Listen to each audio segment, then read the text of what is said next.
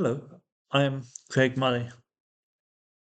I wanted to talk to you urgently because I'm really worried that we are seeing the collapse of the fabric of international law and even the abandonment of the idea of Western democracy. I was worried that the world was getting hardened, getting inured to the genocide in Gaza. I myself found I wasn't crying so much in October, November, December when I saw pictures of dead babies, when I saw a small child burying an even smaller child, a brother carrying the body of his little sister, children crying over the corpse of their dead mother. I used to cry regularly. Um, I don't do it so much now. I don't cry so much because I've seen so much of it. And I was worrying myself, am I getting hardened? And there seemed less outrage in the world. The massacre at Al-Shifa hospital that's taken place this last few days seems to have touched a nerve again in the world, certainly on social media. And it's just astonishing. It, it it's incredible. You have doctors and surgeons executed.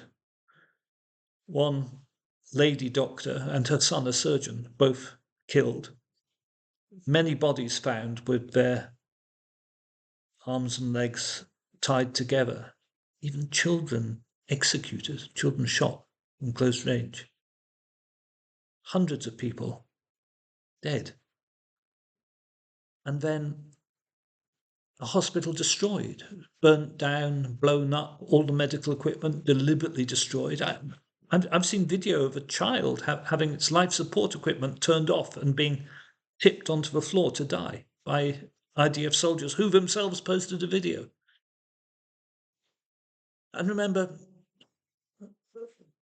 back when this all started, Israelis first bombed Al-Shifa hospital. They claimed it couldn't possibly be true. They would never bomb a hospital, and it was a Hamas misfire, even though the explosion was hundreds of times more powerful than anything Hamas have ever had. Their missiles don't have explosive warheads, they're just fireworks, basically.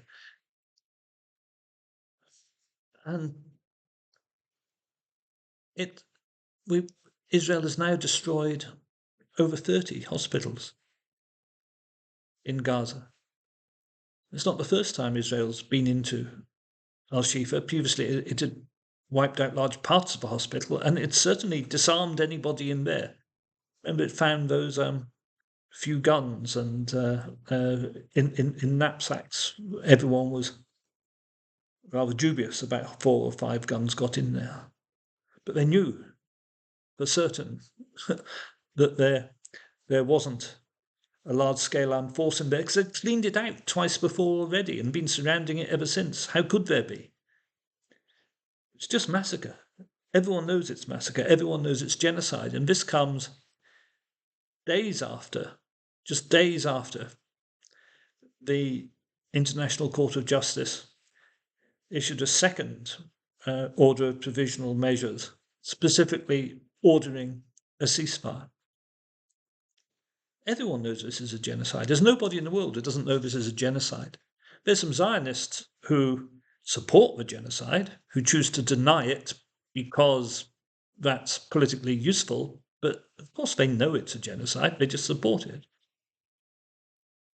Everyone knows Israel is in breach of international humanitarian law. You see a dozen videos a day on Twitter or YouTube showing breaches of international humanitarian law. The pretense that it isn't by the UK, Germany, the European Union, United States is pathetic. It's just an obvious lie. And it's planned. I used to be in government. I was a British ambassador. I was a member of the senior management structure of the British Foreign Office for 6 years. A decision like the decision to cut funding to UNRWA can't be taken in a few hours, not in any country. In the UK, that would take at least a week of planning. There'd be submissions written to ministers. Other ministries with an interest have to be consulted. And there'd be meetings. Can't do it in a few hours. And after Israel, produced these allegations, for which there is no evidence whatsoever of UNRWA involvement with Hamas, on the day the International Court of Judgment finding of plausible genocide came out, that very afternoon, all the Western nations, most of the Western nations, cut funding to UNRWA to help kickstart the starvation policy. And that was planned. That was coordinated and timed. It would have taken at least a week to plan that, to do all the coordination between all the different countries, to get it agreed through the ministries and government mechanisms of the different countries. That was a planned response to the ICJ report. These Western countries have been planning this genocide for months, if not years. And this coordinated line that Israel is not breaching international humanitarian law, when it plainly is, and when the latest ICJ ruling was unanimous, 15-0, ordering a complete ceasefire, which is responded to with the Al-Shifa massacre and with yet more bombings. And it's not just that this is destroying the fabric of international law. It's making a mockery of the Security Council. It's making a mockery of the International Court of Justice, but the whole fabric of post-1946 international law. I know many of you are skeptical about international law, but in fact it had many great achievements. The International Court of Justice, dozens and dozens of rulings which have been respected. The UN has had success with peacekeeping forces and conflict resolution. All that is now abandoned, completely abandoned by the Western powers in order to promote the Zionist project. But that's not all that's abandoned. Democracy is abandoned. There's no Western country, except perhaps Germany with their Holocaust guilt, but there's no Western country where the people do not want this stopped, not want an end to this genocide, and where people can't see it's genocide. But in almost every country in the West, both the government and the main opposition party supports the genocide. That's certainly true in the United Kingdom, it's true in the United States, it's true in Germany, it's true in France. We have a political class which is supporting genocide, and that's to do with the fact that we have a political class which isn't responsive to the people at all, doesn't care what the people think. The political class is entirely in the pocket of billionaires. And our so-called democracy, in most of our countries, is a choice between voting for a government of one bunch of neoconservative, pro-genocidal Zionists, or voting for a different colour of neoconservative, pro-genocidal Zionists.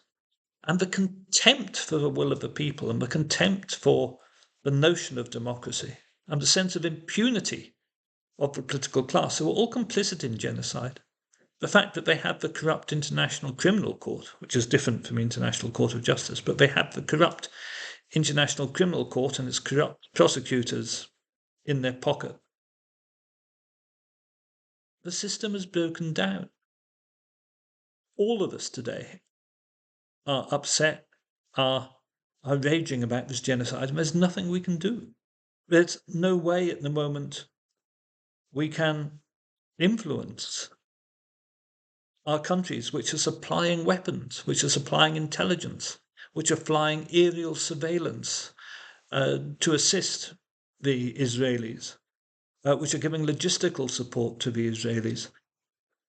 And we can't stop them. because our political systems are rotten. There is no leverage. The bond between the people and the political class is completely broken. They don't care about the people. They only care about the billionaires who are in charge of them and in charge of the media. And the media narratives we have seen, the difference between the truth that everybody in the world almost can see on their mobile phones about what's actually happening and the rubbish propaganda that the media is pumping out. Again, there's this total disconnect between reality and the socio-political system that we all live in. For me, it's a terrible warning. This dreadful, appalling, unbelievable thing that's happening to the Palestinian people. And our problem that we can't stop it. We have no levers to stop it. As a people, we have no levers to stop it. As ordinary citizens, there seems so little we can do. It's actually just a symptom of the fact there's nothing we can do to control our own lives either. There's nothing we can do to stop the massive and ever-growing gap between rich and poor. Stop the fact that the world is heading for its first trillionaires, while even in developed countries, people are sleeping on the streets and children live in poverty and education systems are collapsing. This is a terrible time for the world.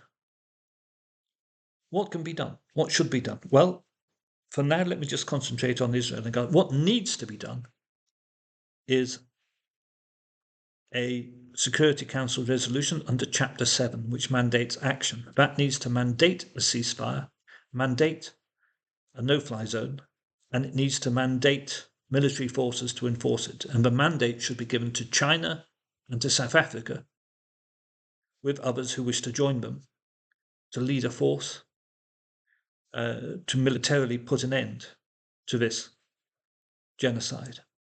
It's time that China stood up and took on responsibilities that come with being the world's economic power. And it has the military power to do it if it has the will. And we need to see that kind of Chapter 7 resolution introduced at the United Nations.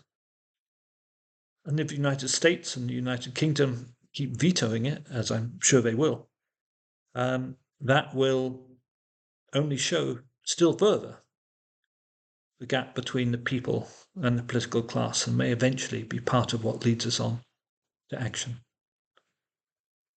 I'm sorry, I wish I could sound more hopeful. I think all of us today feel a blackness of despair of what's happening in Gaza.